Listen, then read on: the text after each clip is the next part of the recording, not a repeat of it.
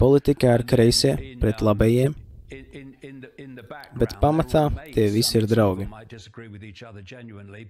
Es gribu teikt, ka daži no viņiem var patiešām būt citās domās, bet daudz no viņiem galvenie, jeb atslēgas cilvēki ir draugi. Kad Donalds Trumps 2016. gadā uzvarēja vēlēšanās, katru reizi, kad viņš kāpa uz skatuves, tika skandēts: ak, ieslēdziet Hillariju, ieslēdziet Hillariju. Un viņš pievienojās: ieslēdziet Hillariju, ieslēdziet Hillariju. Hillary Clintone. Uzreiz pēc viņa uzvaras vēlēšanās viņam jautāja, vai viņš ieslodzīs cietumā Hillary Clintone. Un viņš atbildēja: ak, nē, viņa ir brīnišķīga.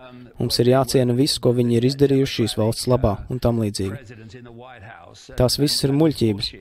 Es gribu teikt, ka Clintone, kad viņa bija demokrāta prezidenti Baltajā namā, un Buši, kuri bija prezidenti gan pirms viņiem, gan pēc viņiem, viņi bija draugi. Tātad tas, ko mēs redzam politikā, kreisajā un labajā, ir teātris. Tas ir izklaides teātris, vai ne?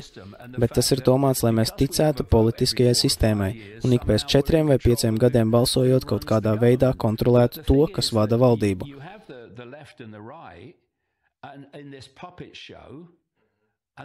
Bet, ja spēr soli atpakaļ ēnā šajā leļu teātrī, kur ir kreisie un labējie, jūs redzat, ka abus kontrolē vienas un tās pašas rokas.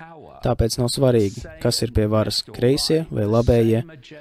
Tas liecina par vienu un to pašu cilvēces darba kārtību.